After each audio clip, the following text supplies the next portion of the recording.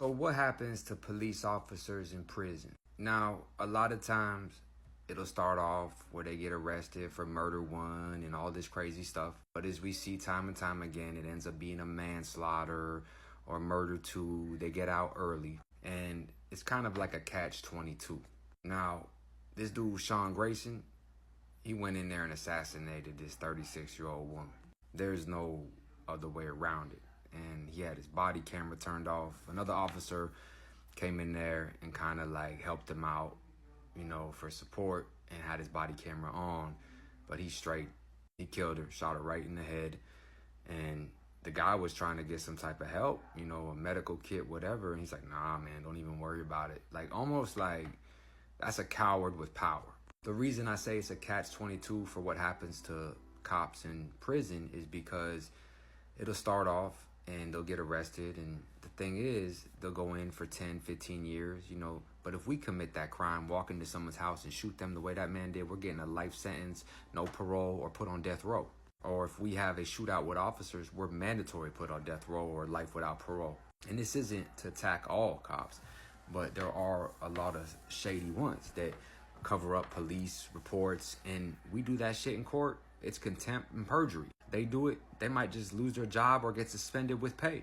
They assassinate people, kill people, beat people half to death, and it's usually manslaughter or a little suspension without pay, with pay. It's basically a vacation. And we do it, we're in prison for 10, 15 years and the rest of our life if it's a murder.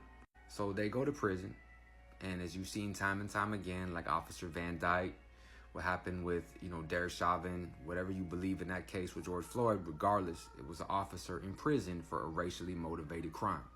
So the corrections officers and regular police officers have always had some tension between each other.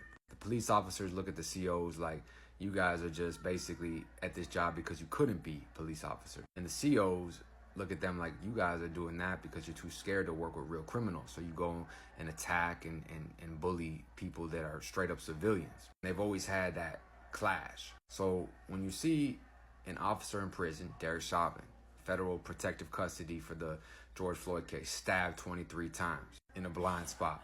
Nobody knows what happened. Look at that Officer Van Dyke that killed somebody over there in Illinois also.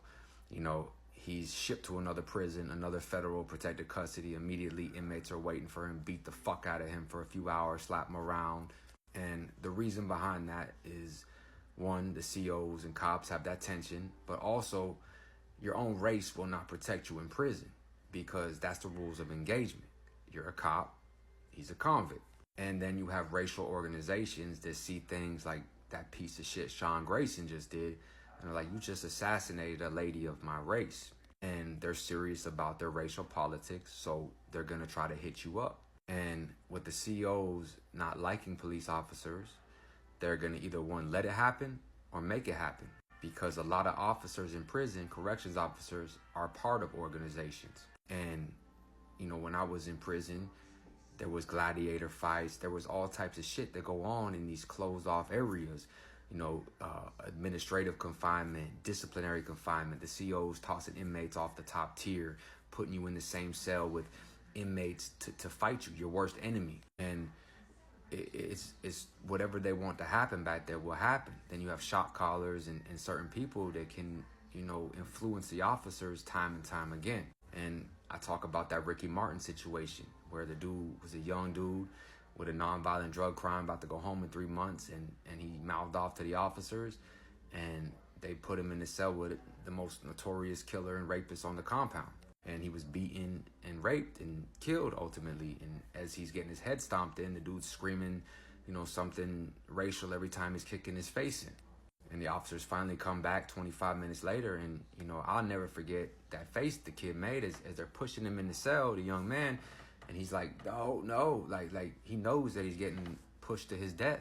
So whatever they want to happen will happen. But the fucked up thing is with these officers is you do it, you're going on death row or life sentence. They do it, the charges get dropped, they get out early. So basically, they get pissed on in their face, they get stabbed, beat up, and if they survive, they get let out early.